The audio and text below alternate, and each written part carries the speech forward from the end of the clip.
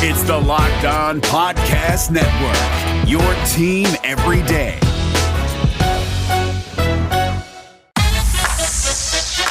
You are Locked On Lakers,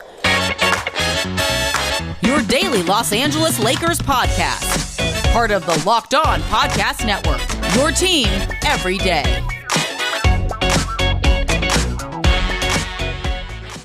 Hey, everybody. Welcome to Locked On Lakers for Tuesday, Game 5 night, as we call it, Andy. It's Game 5 tonight, and it's a big one. Yeah, this could very well be the whole damn series, Brian. The whole shebang, as they say. So much to talk about, so much to anticipate with Tuesday night's game. Probably, are we going to pretend that Anthony Davis is going to play? Or, it does not. Here's the thing: he has not been ruled out. The possibility has seemingly been left open for him to play. It does not sound like he's going to play. Frank Vogel described him as literally day to day, but that was an acknowledgement of basically we don't really know how this is going to play out. Therefore, there's not even really enough information to give him that type of definitive status. I would be shocked if he played in this game. Happily shocked, but shocked. Sure, especially if he can actually get out there and look good. But obviously, the implications for for Davis not being in the lineup for Game 5 runs throughout everything we're going to talk about on today's show. But certainly, in terms of the strategy of it, the must-winness of it, what it means potentially for the series being extended, a lot of that we'll get into in our third segment. We'll also talk about, Andy, in our second segment, about who needs to step up, which players become even more important without Anthony Davis in the lineup. We'll do that in our second segment. We'll really start, though, with LeBron James, because that's what this game fundamentally is about now. It is about LeBron James and whether or not he can do the thing that he does sometimes in the playoffs, which is basically take a team, put it on his back, and carry it places it might not supposed to be able to go. Might not be able, if that makes sense. Yeah, obviously there's a track record of him doing it, but there's just never been a track record of him doing it at age 36, coming pretty closely off a high, severe ankle sprain. Right, he's got his own health problems. Let's start there. I do want to tell you that this episode is brought to you by Locker Room. Download the app and join me and Andy this week, Friday, noon Pacific, to get in on the action. Locker Room, changing the way we talk sports. I mentioned that at the end of Monday's show, that nuclear LeBron was kind of the I think the blueprint for Tuesday's game. And by that, I mean one of these games where he goes for 30 points, 11 assists, 12 assists, a dozen rebounds, whatever it might be, and just dominates the game and dictates the play in ways that he has, like you say, done throughout in the past. But critical to that isn't just, is LeBron physically capable, Andy? It's what can the Lakers do to facilitate that? What lineups can they put out? Who can they play? How can they play? And I think that really is the question that Frank Vogel and his staff ought to be asking themselves going into Tuesday's game. Well, one of the things that could enable LeBron to do that is going to be the availability of KCP. Because if he missed Game 4 dealing with that quad injury, and it sounded like he was pretty close to being able to go in Game 4. And I am cautiously optimistic that he's going to be available to play in Game 5. KCP's availability is going to make it so much easier for, I think, that nuclear version of LeBron, in part because of his ability to run the floor, to space the floor, even in a wicked shooting slump that he's in. I think he has a certain degree of gravity, but either way, he creates pressure just through the way he gets up and down the floor. And in the meantime, too, his disruptiveness, his ability to create deflections, ignite that fast break in his own right.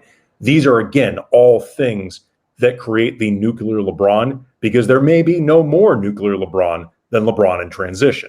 Yeah, and it's you talk about KCP, who's got, I believe, 1 3-pointer in this series, and has shot the ball extremely poorly. somebody's going to have to make shots. I talked about it just a second ago. He's shooting, Brian, a robust 7.7%. I think it's 1 of 13 from 3-point range. And growing very hesitant, by the way, to even shoot. Yeah, it only took 2 in game 3 because I don't think he felt terribly confident. For LeBron to end up with 13, 14 assists, someone is going to have to make a shot. And we're going to get into guys that we think are good candidates for knocking down shots, for taking some pressure off, whatever it is, as we go forward in the episode. But fundamentally, it's Wes Matthews, it's Kyle Kuzma, it's KCP, it's Marc Gasol. Guys are going to have to hit outside shots. The Lakers can't win Tuesday's game shooting 26% from 3-point range. Having one of these games, I don't think they can. Looked up some numbers, Brian, in terms of 3-point shooting for this team. The list of Lakers in this series, guys who are definitively in the rotation, shooting 38% or above in the playoffs. This is the list. Marc Gasol, the Wolf. Who's at like 60. He's knocking him down. Marc Gasol, the Wolf, and El Lobo. That is the list. That is the list of Lakers shooting 38% or above. It is Marc Gasol and all of his nicknames. Right. Do you know what that means, though, Andy? Everyone else is due. Jesus, are they due? But we laugh about KCP and they're the shooting slump. They're not due. They're like drug sick, desperate. It's pretty bad. But like KCP slapping their veins. KCP is as likely as anybody on this roster to go 5 of 7 after going 1 of 13. Like that's sort of the narrative of KCP. That's the arc of his time as a Laker is holy crap, he is terrible. Oh my God, KCP, he's awesome. Keep feeding him the ball. Like there's no real rhyme or reason to any of this stuff. That's how he's going to get his small statue. Exactly. So, that's part of it, is the ability, like these guys around him are going to need to be able to hit 3-point shots. And I don't even mean that in the, segment we're going to get to before we're done, which is, who's got to really play a prominent role in this. That's just one of the things that needs to be a given. I'd be shocked if they win on Tuesday in game 5 without shooting 35% from 3. Something really extraordinary would have to happen in terms of them getting to the free throw line 40 times or, playing defense that is just ungodly good or shooting 65% from 2-point range, whatever it might be. Something weird is going to have to happen for them to shoot as badly as they have from the perimeter and still win game 5.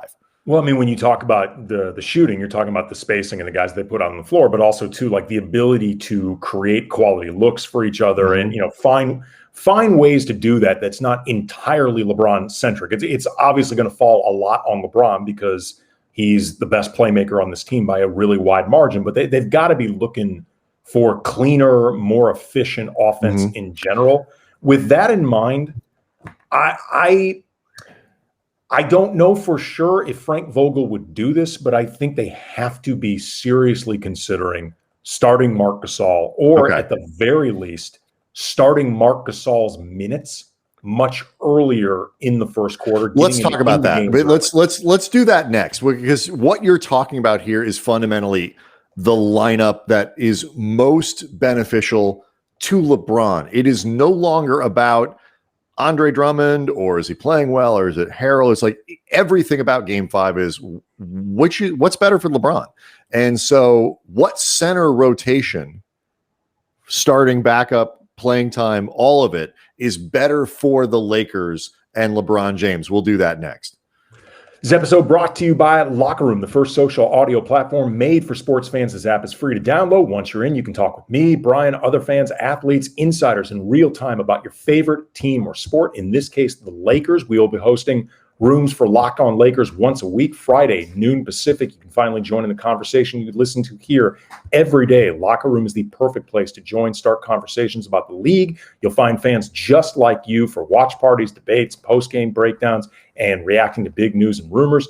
Go download the free Locker Room app right now, currently available on all iOS devices. Be sure to create a profile, link to your Twitter, join the group for the latest league updates. Follow us at Cam Brothers to be notified when the room goes live. You're not going to want to miss it. Again, that is noon, Fridays, 12 Pacific. We're going to be there every single week. You want to hear everyone's thoughts on the Lakers. Assuming you do not act like a jackass, we may actually let you talk in this thing. Last week, we had a lot of speakers up there. It was a lot of fun. So definitely be there. Locker Room, changing the way we talk about sports.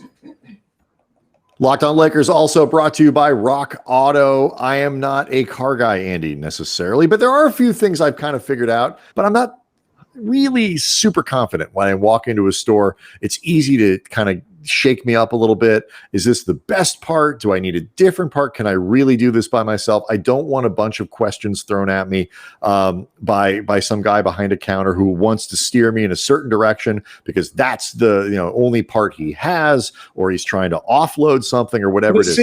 Sucker, Brian. Let's be honest. I don't want to do that. Neither do you. Chain stores dealing with all those price tiers that professional mechanics have, and then do it for do-it-yourselfers like myself. Rock Auto doesn't do that. The prices are the same for everybody, and they're reliably low. They've got everything that you're going to need, everything I'm going to need to get your car stuff done. So you go to rockauto.com and you see all the parts available for your car or truck, right? Locked On in their How Did You Hear About Us box, so they know that we sent you. Amazing selection, reliably low prices, all the parts your car will ever need. rockauto.com. Today on the road to the finals, our NBA playoffs coverage brought to you by Michelob Ultra. It's only worth it if you enjoy it. And at 2.6 carbs, 95 calories, we can enjoy all the games a little more this season.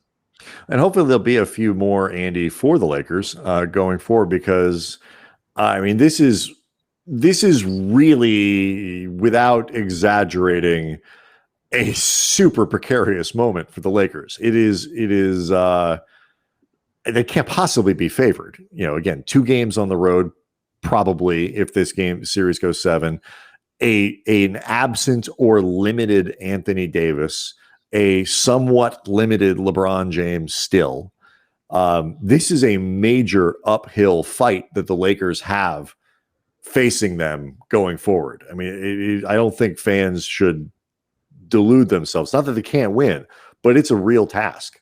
Yeah, this is as must win as a playoff game gets without being a literal elimination. Right. And it's weird to be thinking about that for a defending champion team, or for like LeBron, who is undefeated, I think 14-0 in his playoff career in the first round. These are unusual places to find the Lakers in, particularly, with all the expectations heading into the season. But through circumstances largely beyond their own control, this is where they are. Luck has always, for every team that wins a title, luck plays an extraordinary role. The Lakers were relatively lucky last year. I don't mean that in a way that they didn't earn it, but they got some good breaks, as all teams do when they win. And this year they are not getting those same breaks, and it's showing. So you alluded to it before we broke. A lot of what the Lakers are going to be doing in Game 5 in terms of trying to construct something that maximizes LeBron, makes LeBron as potent as he can possibly be, starts with who's in the middle and who's playing center. And I think I agree with you. This, as much as Marc Gasol can play in Game 5, he needs to play because they need to open up the floor, not just for LeBron to put the ball down and go get it, go to the rack, but Dennis Schroeder, for Kyle Kuzma to cut, for guys to go back door, to get up and down, whatever it is. They've got to open up the floor as much as they possibly can, and you can't do that with Andre Drummond. Yeah, I also think, too, like you and I are both pretty consistent with the opinion that, by and large, who starts games is overrated. What matters a lot more is floor combinations and who closes games. Like that. Correct. That's the last 5 minutes are typically way more important than the first 5.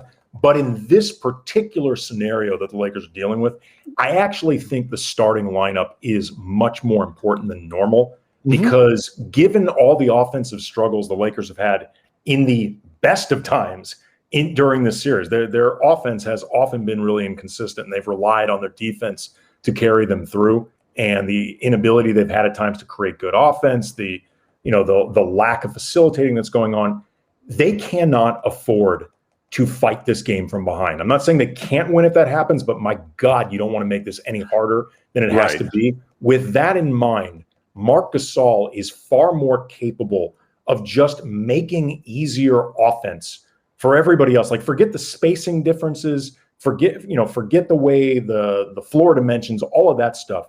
Just in terms of making offense easier, Marc Gasol is a better option than Drummond. And I think the start in this game is so critical. The only thing that I 1000% agree.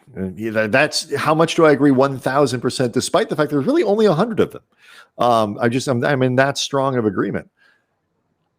The only questions I have about this is you have to stagger guys in a way. LeBron's not going to play 48 minutes. He's probably going to play 40, but he's not going to play 48. And you have to, Frank Vogel talked about it on Monday in the Lakers media availability, talked about winning whatever amount of minutes LeBron doesn't play. They've got to win those minutes, or at the very least, they can't get crushed in them. I'd settle for that.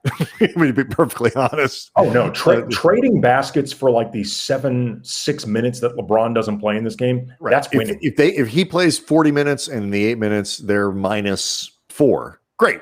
That is a massive win. You've got to be able to figure out how can you get enough playmaking on the floor while LeBron isn't there.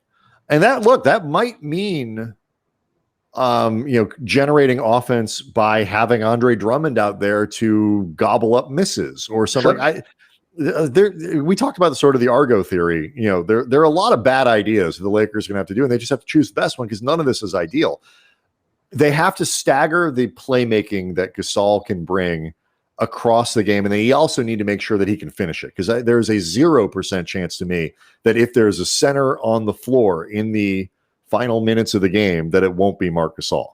Like I could see them going with some sort of incredibly small lineup, maybe where LeBron functions as the big, or Markieff Morris or something like that. They go really small. The only scenario I can think of where you have Drummond on the floor to close the game is just DeAndre Ayton's size is giving them so much trouble. They are forced to have Drummond out.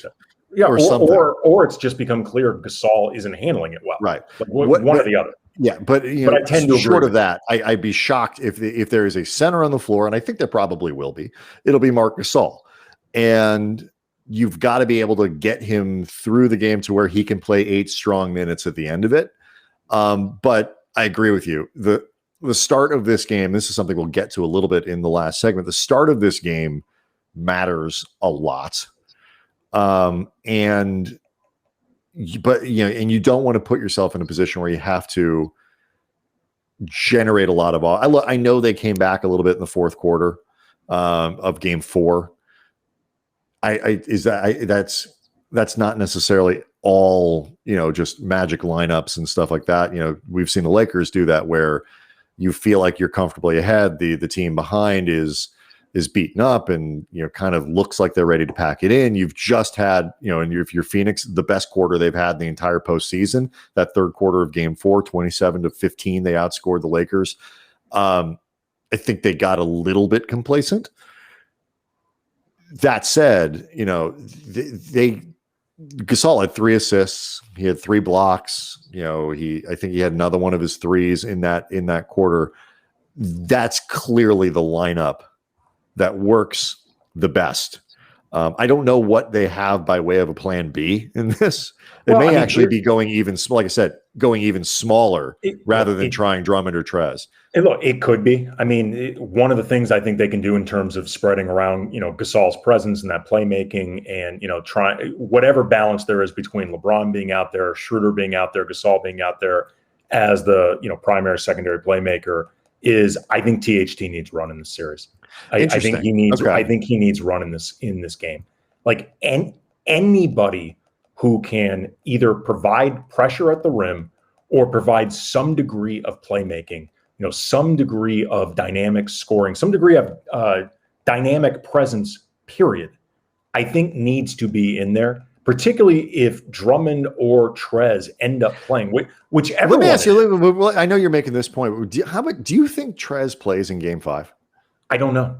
I'm trying. I did Spectrum, the Lakers TV station, their home network. I did their studio show on Monday, and that was one of the questions that came up. And I think he certainly could, but I think a lot of it depends on I think a lot of it depends on who else is out there. Because if you're looking at a lineup in that second unit that has, say, THT in it, and also has Ben McLemore in it, and depending on who else is out there, like another neutral to minus defender, you may not be able to put Trez out there. Like, you may need to play either Keith as a small center or play Andre Drummond off the bench just to have some type of defensive backbone, because that just isn't Trez. Like, if you've got enough defenders out there, and we saw this a lot in the first half when the team was largely healthy, you can protect Trez out there. Like, you can find ways to make it work with him defensively.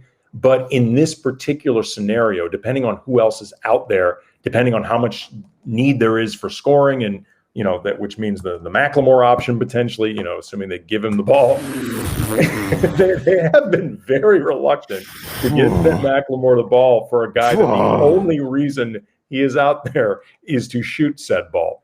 But I feel like, honestly, Andy, like, we used to refer to like the Dion Waiters moments last season as like sort of emergency kind of like, oh, well, let's try that. Let's see if that works. And like, Ben McLemore feels more experimental to me than that. Even like, I feel like Dion, you could at least count on, like, Dion could play make a little bit, here's the for thing. you and all that stuff. Dion Waiters can play make a little bit. He can score a little bit. He can do more things, regardless of how well dribble. You think. Right. He can work off the dribble more. Like, he can do more things, at least in theory, as on paper, as like a talk yourself into it scenario. Dion Waiters can do that. He can do more things than Ben McLemore can do. And compared to McLemore defensively, Waiters is prime Ron Artest. Right. Like he is. Ben McLemore has to sort of paraphrase Taken, has a very specialized set of skills. So specialized, it's one thing. It's so specialized, it's been narrowed down to one thing. He has a very particular set of skill. Yes. Skill. He doesn't. Exactly. There's no plural. Don't put the S on there. Right. It's but I think there has to be a premium in this game on playmaking and generating offense. I agree. And I've been trying to figure out, like, I do think there is a place potentially for Harrell in this game, but I also think that you're going to need to play Drummond because Gasol can't go 40 minutes, and Ayton is probably going to play 40 minutes of this game. So you're going to see Drummond because you can't put Trez out there. And I just feel like the problem with both Trez and with McLemore, for example, is we've seen it. And I would really encourage people to go to Cranjus McBasketball and Mo DeKeel and Laker Film Room and all of these guys who do some really great video stuff, put out some great numbers. Go to their Twitter feeds, go scroll through them. We'll try to tweet them out as well. For some of these numbers, Cranjus, Tim_NBA has put out a lot of the great stuff about Gasol and how effective LeBron has been, but also just the way that Phoenix is able to hunt guys like McLemore, guys like Harrell, and all that. They will exploit that very quickly, especially if CP is able to play. So I think you got to be real careful because a quick 6-0 run, 8-0 run, 10-2 run for Phoenix in 90 seconds, that could be the kind of thing that swings a game. In Game 5. So that's all stuff to look forward to. Andy, I have a theory. Lakers fans, I think, are feeling a little down. Would you agree? The mood is down. Certainly tense. It's tense. People are a little upset. I have a theory about how this could go better for the Lakers than people expect, and why Game 5 is actually a game where the Lakers might be able to take advantage slightly of Anthony Davis's absence? I'm intrigued. I'm going to tell you about that next. Locked On Lakers brought to you by BetOnline. BetOnline, the fastest, easiest way to bet on all your sports action. Baseball season's in full swing. You can track all the action at BetOnline this week. As always, tons of sports action on the go. Get all the latest news, odds, info for your sporting needs, including MLB, NBA, NHL, UFC, MMA. Before the next pitch, head over to BetOnline on your mobile device, laptop. Check out all the great sporting news, sign-up bonuses, contest information. Don't sit on the sidelines anymore. This is your chance to get into the game as teams are neck deep in the playoffs. Head to the website, use your mobile device, sign up today, receive your 50% welcome bonus on your first deposit using the promo code LOCKEDON. BetOnline, your online sportsbook experts. All right, so before we get to my theory, Andy, because which is, I'll be honest with you, trying to generate some optimism. You and I both want this series to keep going. We want the Lakers to keep going through the playoffs. We alluded to it before that somebody's going to need to step up in these games. Not to get hyper cliche-ish, but guys are going to have to produce that haven't necessarily been asked to produce over the course of this series. If you had to pick one guy, I mean, because obviously the answer is everybody's got to do something. But like, if you had to pick one guy who you are really focused on, who are you looking at? Dennis Schroeder. I was looking up some of his numbers in the series, and his stats are more or less the same in wins or losses, except a couple that jumped out at me. In the 2 Laker wins this series, Schroeder scored 20 or more. Mm-hmm. And in the 2 losses, 14 or fewer. His usage rate is in the 20s or higher in the 2 wins, and it's below 20 in both losses. Last 2 games, he's been a combined 3 of 10 from 3. No trips to the line in the game 4 loss.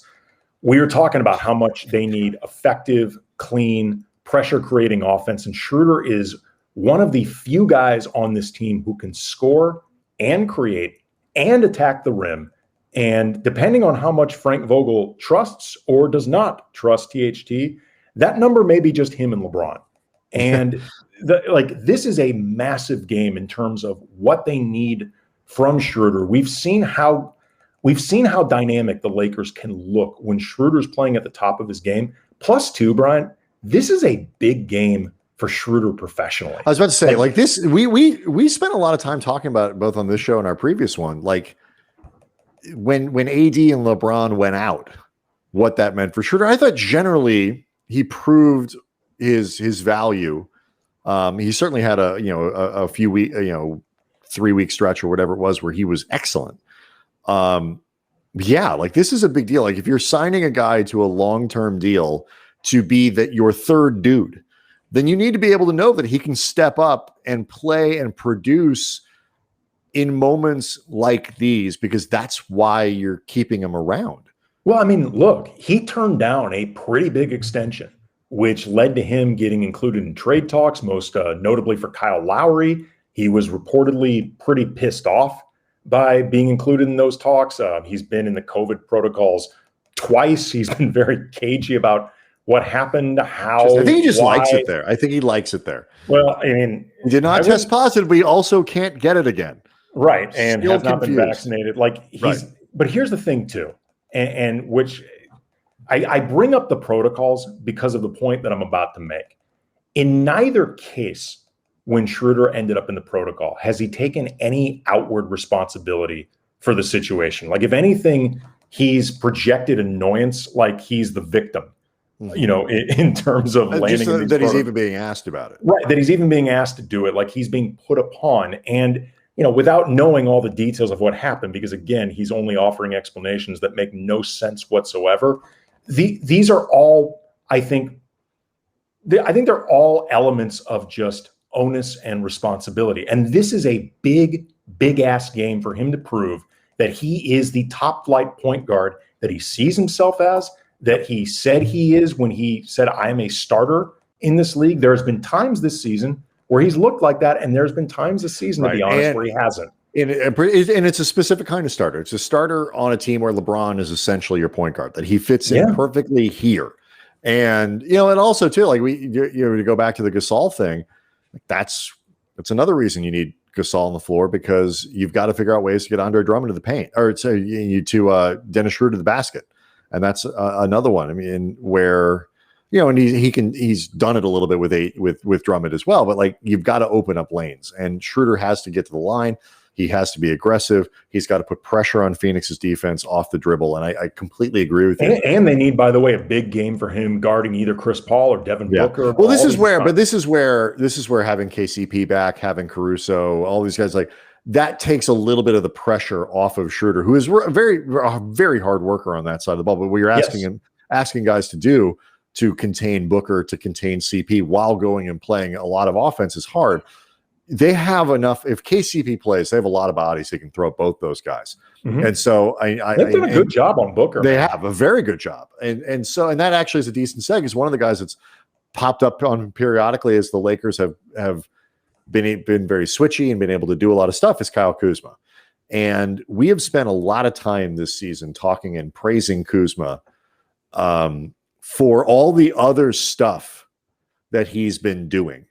He's become a better defender. He's become a better passer. His rebounding is better. His energy off the bench, all of these things, generally speaking throughout the season, not this postseason, but through the season, he's shot the ball better. His perimeter, his outside shot, 3-point range was better this year. The one thing that we've always been de-emphasizing with Kuz, because they haven't needed it, is scoring. Go be something bigger than a scorer, something better than that, more well-rounded. On this team, your scoring isn't that big of a deal. That's not why you're going to get paid. Game 5, he's got to score. He's averaging, I think, 4 points a game in this series. Like that, they need. I suspect he'll start. That's been what Vogel has generally done when AD's out of lineup, is he bumps Kuz up there. I'd be pretty surprised if he didn't. They need 14 points from him. Like, especially, by the way, considering Markieff Morris just hasn't played well. It's just been right. He'd be the only other option, regardless of who's the center. Correct. And Keith just hasn't played well. I agree with you. And Kuz is a more versatile player right now than Morris is, because as bad as he's been offensive, he's been better than Markieff. And he does more things. He moves off the ball better. He cuts. He's a better ball handler. All that stuff. Game 5's a game where he's got to score. And I'm not talking 50 points or, take 26 shots or whatever, but 7 points isn't going to cut it. So I'm very much interested in Kuz, who I think has had a really good season, and actually for all the talk of how bad his scoring has been, he's done a lot of positive stuff through 4 games of the playoffs. But Tuesday night he needs to do both. Yeah, I mean, this game, I mean, it's we've talked a lot about how the evolution of Kuzma as a non-counting stats guy has ultimately made him a more valuable player than when you could look at the counting stats. This is a game where he's got to be a counting stat. Got to count some stats here. Yeah, absolutely. All right, so one of the things that I know we want to talk about, we'll do this on the Locked On Lakers YouTube channel, is kind of what Game 5 and the rest of this series could mean for LeBron, and his legacy, where leading the Lakers would fit in kind of the legend of LeBron. So we'll do that. We'll do that on the YouTube channel. So make sure you're subscribing to Locked On Lakers on YouTube for stuff like that. I want to finish on my theory. Please. A lot of times when a player gets hurt, this isn't one of those most dangerous animals, a wounded animal kind of thing. I don't believe in that. Wounded animals get eaten, generally speaking. They get killed and eaten quickly. That's what happens to wounded animals. There's a reason that the saying survival of the weakest hasn't taken off. Right. Survival of the wounded? Nope. Yeah. That's not a thing. Survival of the damn near dead, right? Hasn't taken off. The most dangerous animal in the animal kingdom is not a wounded animal. No, the most dangerous one is the healthiest, biggest teeth, strongest, that has you, the wounded animal, at a disadvantage. I will say, I hate that expression. I will say, I really hate it. In sports, though, it is not uncommon to see when a team loses a player like Davis, you lose a star, whatever it might be, those first few games, those first few moments that you have without the guy, teams play surprisingly well. And that's, I think, a combination of focus and effort you are that much more dialed in when you know you're missing a star. Everybody's got to be on point. Everybody. So I think that's a lot of it. The other thing that I do think is at least worth considering is the Lakers are a radically different team in this particular case. The Lakers are a radically different team without Davis. They are not the team that Phoenix has been preparing for. They're not the team that they have been scouting. I understand that there's a little bit of tape. The Lakers have played a lot without ID this year. There is a chance that Phoenix, because there's some unknown going on here, that the Lakers can come out and do some things and at least get a jump on this game, because Phoenix isn't quite sure what's coming. That is my optimistic take on Game 5. Is it horse pucky? Well, if I may paraphrase the iconic Mike Francesa in the movie Uncut Gems, well, I'll tell you what I know. It's the dumbest effing theory I've ever heard of. That is a really dumb theory, man. Like, how hard is it to figure out what the Lakers are going to be doing in this game without Anthony Davis? Like, there's no element of surprise when you become worse and when it becomes more obvious. I mean, like, unless what you're thinking they're going to do is, hey, point guard Devontae Kaycock. Like, I think Phoenix has a pretty good idea of how the Lakers are going to address this. I mean, maybe it's an issue of which center starts. I mean, like something like that. I don't know, but I think ultimately Phoenix is going to be pretty prepared for how the Lakers are going to do this, because I think if you and I coached Phoenix, we might be able to prepare them for what the Lakers are going to do. It's going to be about, like what you said earlier, the Lakers just have to execute in the most mistake-free way possible. They have to take care of the ball. They have to actually act like possessions matter, and not piss them away. That's what they have to do. I'm trying to find some positivity here going into Game 5 that people feel bad. I'm not 100% sure I believed that, but I was looking for. Here's the thing. Here's the thing about this, though.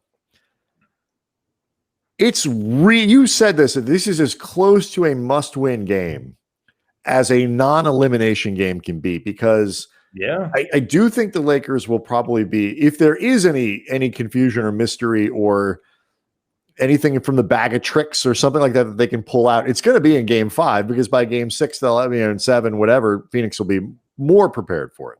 They'll have more counters ready. Also, if you can win Game 5, you can perhaps take some of the pressure off Game 6 and maybe let AD sit that one. Kind of punt it, see if you can steal a win at Staples Center, whatever it might be, and put all of it on to Game 7 and hopefully have Davis back on the floor for that. You obviously can't, you don't have that luxury if you lose Game 5. So this is super. I was just looking for something. God, you're a killjoy.